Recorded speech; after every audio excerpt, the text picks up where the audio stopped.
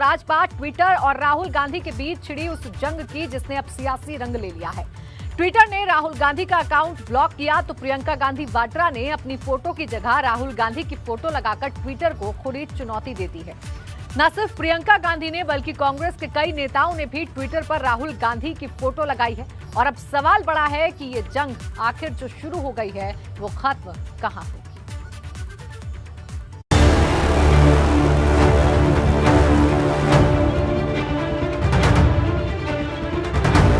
Twitter को लेकर सियासत गरमाई, प्रियंका ने अपनी जगह राहुल की फोटो लगाई। ट्विटर पर सियासी वार, प्रियंका राहुल का पलटवार। ट्विटर और कांग्रेस के बीच छिड़ा विवाद सियासी रंग लेता जा रहा है। राहुल गांधी का ट्विटर हैंडल लॉक किए जाने के विरोध में प्रियंका गांधी वाड्रा खुलकर मैदान में उतर आई हैं। प्रियंका गांधी वाड्रा ने ट्विटर से अपनी फोटो हटाकर राहुल की फोटो लगा दी है और ट्विटर को खुली चुनौती दे दी है। सिर्फ प्रियंका ही नहीं, कांग्रेस के कई लीडर्स ने भी अपनी फोटो की जगह राहुल की फोटो लगा दी है। ये एक तरह से ट्विटर के खिलाफ खुली जंग का ऐलान है। वहीं राहुल गांधी ने निशाना साधते हुए साफ कह दिया कि ट्विटर व्यापार नहीं, देश की दिशा तय करने की कोशिश कर रहा है। By shutting down my Twitter, they're interfering in our political process. A company is making its business to define our politics. And as a politician, I don't like that. This is an attack on the democratic structure of the country. This is not an attack on Rahul Gandhi. This is not, simply shutting Rahul Gandhi down. I have 19-20 million followers. You're denying them. आपको बता दें कि दिल्ली में 9 साल की एक दलित बच्ची से कथित रेप और उसकी हत्या की घटना के बाद उसके परिवार की तस्वीरें पोस्ट करने को लेकर ट्विटर ने राहुल गांधी पर एक्शन लिया और जिन जिन नेताओं ने तस्वीर पोस्ट की उन सभी का अकाउंट लॉक कर दिया। कांग्रेस इसे ट्विटर की तानाशाही के रूप में देख रही है, जबकि ट्विटर ने सफाई दी कि उनके नियम सबके लिए बराबर है। लेकिन जिस तरीके से प्रियंका गांधी वाड्रा राहुल गांधी के बचाव में उतर कर आई हैं, उससे साफ है कि कांग्रेस और ट्विटर के बीच छिड़ी ये जंग आने वाले दिनों में और बढ़ सकती है। Bureau report, ABP Ganga. और अब बात यूपी विधानसभा के सत्र की, जो किसी अग्नि परीक्षा से कम नहीं है, क्योंकि जो हंगामा मानसून सत्र के दौरान लोकसभा और राज्यसभा में देखने को मिला वो यूपी विधानसभा में भी नजर आ सकता है। ऐसा इसलिए क्योंकि बेरोजगारी और किसानों के मुद्दे को लेकर विपक्ष लगातार हमलावर है। अब 17 अगस्त से यूपी का विधानसभा सत्र शुरू हो रहा है। ऐसे में इसके हंगामेदार होने के पूरे आसार नजर आ रहे हैं। हालांकि सीएम योगी ने 16 अगस्त को सर्वदलीय बैठक बुलाई है, लेकिन इससे काम चलेगा, ये बड़ा सवाल है।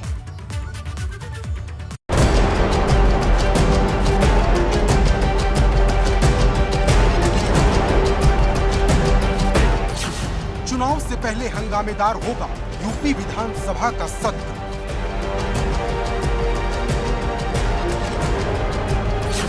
सत्र से पहले 16 अगस्त को सीएम योगी ने बुलाई सर्वदलीय बैठक। 17 अगस्त से 24 अगस्त तक चलेगा सत्र।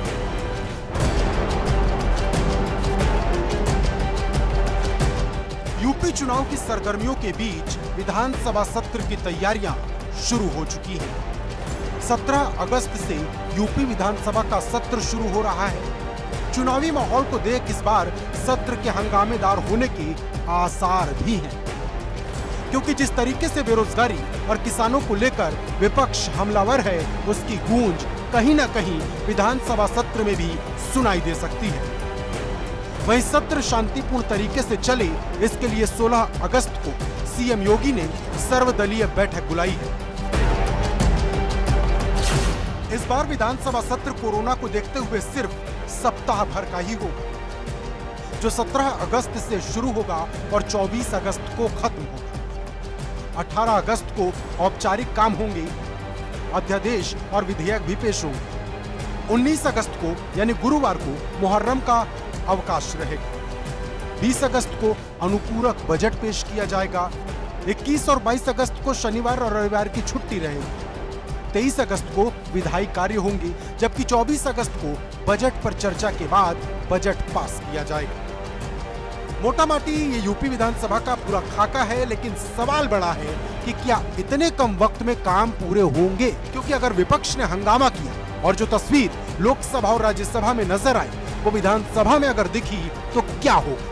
वैसे भी यूपी के चुनावी मौसम में विपक्ष सरकार को घेरने का कोई मौका नहीं छोड़ेगा। ऐसे में विधानसभा सत्र के हंगामेदार होने के पूरे आसार नजर आ रहे हैं। Bureau report, ABP Ganga. और अब बात चुनाव आयोग की वेबसाइट में हुई घुसपैठ की। पुलिस ने सहारनपुर से एक ऐसे हैकर को गिरफ्तार किया है जिसने चुनाव आयोग की वेबसाइट का न सिर्फ हैक किया बल्कि 10,000 से ज्यादा फर्जी वोटर आईडी बना दिए। लेकिन जब ये बात चुनाव आयोग को पता चली तो हड़कंप मच गया, जिसके बाद जांच एजेंसियों ने जांच शुरू की तो एक ऐसे शख्स को गिरफ्तार किया जो किसी और शख्स के इशारे पर यह काम कर रहा था। समाजवादी पार्टी के मुखिया अखिलेश यादव ने चुनाव आयोग की वेबसाइट में हुई हैकिंग को लेकर सवाल उठा दिए।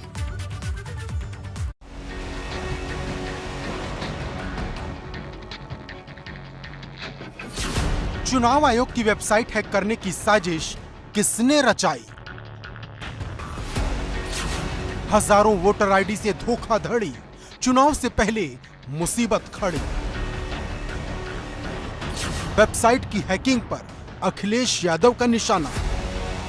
यूपी चुनाव से पहले चुनाव आयोग की वेबसाइट हैक होने की खबर ने हड़कंप मचा दिया है, क्योंकि जहां तमाम राजनीतिक दल यूपी चुनाव को लेकर रणनीति बनाने में जुटे हैं, वहीं पुलिस ने एक ऐसे शातिर हैकर को गिरफ्तार किया जिसने चुनाव आयोग की वेबसाइट में सेंधमारी कर डाली।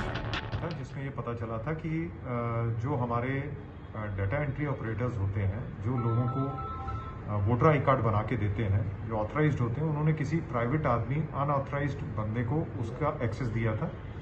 उस एक्सेस के कारण कुछ वोटर आई कार्ड्स उसने बना के लोगों को दिए हैं और उसके एवज में उसने उनसे पेमेंट ली है। ये पूरा मैटर हमारे संज्ञान में आया था, जिसमें एफआईआर दर्ज करके एक अभियुक्त को गिरफ्तार किया और हमारी स्पेशलाइज्ड टीम्स जो हैं उसे पूछताछ कर रहे हैं, इन्वेस्टिगेट कर रहे हैं। अगर और भी लोग इसमें सामने आएंगे तो उनको भी अरेस्ट करके उनसे पूछताछ की जाएगी। चुनाव आयोग की वेबसाइट में हैकिंग वाली खबर जैसे ही सामने आई, जंगल में आग की तरह फैल गई। समाजवादी पार्टी के राष्ट्रीय अध्यक्ष अखिलेश यादव ने इसे डिजिटल सेंधमारी बताकर चुनाव आयोग की सुरक्षा पर ही सवाल उठा दिए। हालांकि चुनाव आयोग ने अपनी तरफ से सफाई दी है, उसका डाटा एकदम सेफ है, डरने की कोई बात नहीं है। लेकिन मामला चुनाव आयोग से जुड़ा है, इसलिए इस पूरे मामले की जांच जरूरी है। वहीं गिरफ्तार हुए आरोपी विपुल सैनी ने पुलिस को बताया कि उसने हैकिंग का यह काम अरमान मलिक नाम के शख्स के कहने पर किया था और 3 महीने में 10,000 से ज्यादा फर्जी आईडी बनाए थे। विपुल हर एक आईडी कार्ड के लिए 100 से 200 रुपए लेता था और इस पूरी सेंधमारी को उसने अपने कंप्यूटर की दुकान से ही अंजाम दिया था। पुलिस को विपुल सैनिक के बैंक अकाउंट से 45 लाख रुपए मिले हैं। वहीं जांच एजेंसियां अब इस मामले की तह तक जाने की कोशिश में जुट गई हैं, ताकि सेंधमारी की पूरी कहानी सामने आ सके कि कहीं इसमें कोई पॉलिटिकल मूवमेंट तो शामिल नहीं था। ऐसे तमाम सवालों की तहकीकात की जा रही है। Bureau report, ABP Ganga. और अब बात खिलाड़ियों के सम्मान की। गोरखपुर में सीएम योगी ने प्रदेश की प्रतिभा का मान बढ़ाते हुए 75 खिलाड़ियों का सम्मान किया।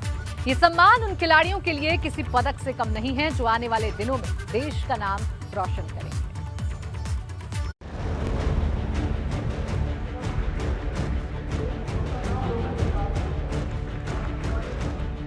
सीएम योगी ने किया खिलाड़ियों का सम्मान।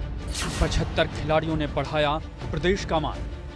टोक्यो में दुनिया जीत कर आए भारतीय खिलाड़ियों ने साबित कर दिया है कि भारत में प्रतिभा की कोई कमी नहीं, बस जरूरत है तो उन हीरो को परखने की। और अब सीएम योगी यूपी के खिलाड़ियों को मंच देने में जुट गए हैं। शुक्रवार को सीएम योगी गोरखपुर में थे, जहां उन्होंने गोरखनाथ मंदिर परिसर स्थित श्री दिग्विजयनाथ स्मृति भवन सभागार में गोरखपुर मंडल के विभिन्न खेलों से जुड़े खिलाड़ियों को आमंत्रित किया और पूरे 75 खिलाड़ियों को सम्मानित कर उनका हौसला बढ़ाया। वहीं मुख्यमंत्री के हाथों से सम्मान पाकर खिलाड़ी भी फूले नहीं समाये। दरअसल ये पहली बार है जब इतनी बड़ी संख्या में किसी मुख्यमंत्री ने खिलाड़ियों को सम्मानित किया है। मुझे बहुत अच्छा लग रहा है और जो सर सम्मान देके गए हैं तो उससे और प्रोत्साहन मिलता है कि और अच्छा करें।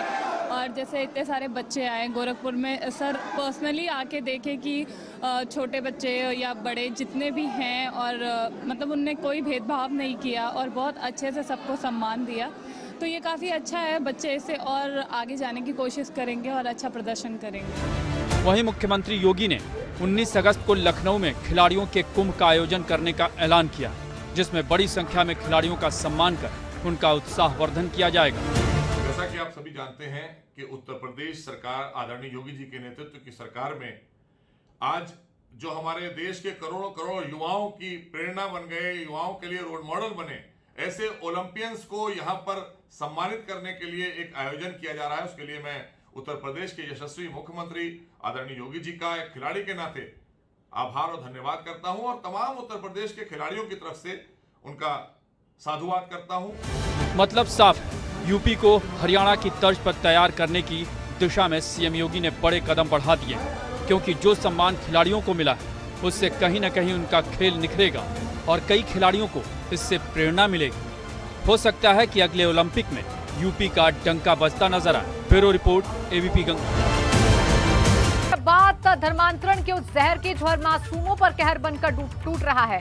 ताजा मामला कानपुर और बरेली से सामने आया है, जहां जबरन धर्मांतरण को लेकर सियासत गर्म है। जहां कानपुर के मामले पर राष्ट्रीय अल्पसंख्यक आयोग को संज्ञान लेना पड़ा, वहीं बरेली में आए मामले को लेकर हर कोई हैरान है। अब सवाल खड़ा हो गया है कि धर्मांतरण पर कानून तो बन गया है, पर रोक कब लगेगी?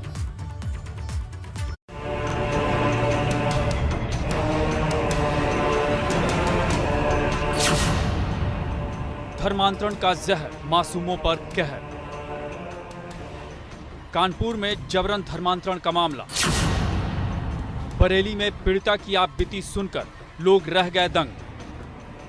धर्मांतरण किसी जहर से कम नहीं है, इसी सोच को लेकर इलाहाबाद हाईकोर्ट ने टिप्पणी की थी। जोधा अकबर के प्यार की नजीर दी थी, लेकिन इसके बाद भी धर्मांतरण को एक साजिश, एक जहर की तरह इस्तेमाल किया जा रहा है। ऐसे ही 2 मामले कानपुर और बरेली से सामने आए हैं, जिनको लेकर प्रदेश की ही नहीं देश की सियासत गर्मा गई है। कानपुर में जबरन धर्म परिवर्तन के मामले के बाद हुई मारपीट को लेकर बात इतनी आगे बढ़ गई है कि खुद राष्ट्रीय अल्पसंख्यक आयोग ने संज्ञान लेते हुए कानपुर पुलिस को नोटिस जारी किया है। एक पक्ष जो है वो लगातार ये दावा कर रहा है कि उस पर दूसरे पक्ष ने जबरन धर्म परिवर्तन का दबाव बनाया और ये कहा कि धर्म परिवर्तन कर लो, 20,000 रुपये ले लो। लेकिन जब इन्होंने मना किया तो इन पर तमाम तरीके के अत्याचार किए गए। लेकिन दूसरे पक्ष का वहीं पे ये कहना है कि ऐसा उनकी तरफ से बिल्कुल भी नहीं किया गया है और पहला पक्ष दूसरे पक्ष पर ऐसे आरोप क्यों लगा रहा है ये पता नहीं है। पुलिस जांच कर रही है, मामला पेचीदा है। जांच जब होगी और जब निष्कर्ष निकलेगा तभी समझ में आएगा कि इस मामले में हुआ क्या है। दोनों पक्षों की अपनी अपनी दलीलें हैं और पुलिस भी इस मामले में उलझी दिखती है। दरअसल ये पूरा मामला धर्मांतरण का है। एक महिला ने आरोप लगाया है कि उसके इलाके के रहने वाले सलमान और सद्दाम ने धर्म परिवर्तन के लिए 20,000 रुपये का लालच दिया, लेकिन जब उसने इनकार किया तो वो घर छोड़ने का दबाव बनाने लगे। जब पीड़िता ने शिकायत की तो पुलिस ने भी मामले का सही तरीके से संज्ञान नहीं लिया, जिसके बाद मामले में एक हिंदू संगठन की एंट्री हुई और बात मारपीट तक पहुंच गई। अब इस पूरे मामले को लेकर सियासत भी गर्म है। बर्रा थाने में मारपीट की एक घटना हुई थी, उसके संबंध में 3 अभियुक्तों को गिरफ्तार किया गया था।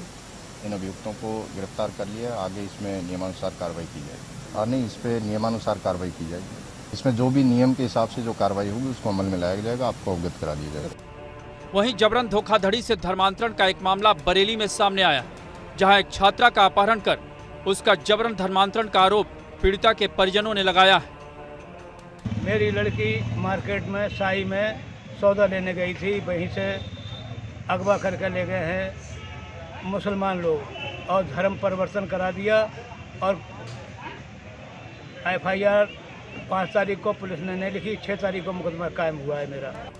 लेकिन बड़ा सवाल ये है कि धर्मांतरण को लेकर कानून बनाने के बाद भी ये मामले रुक क्यों नहीं रहे, क्योंकि कभी बहला फुसलाकर तो कभी जबरन, कभी प्रेम के जाल में फंसाकर धर्म परिवर्तन कराया जा रहा है।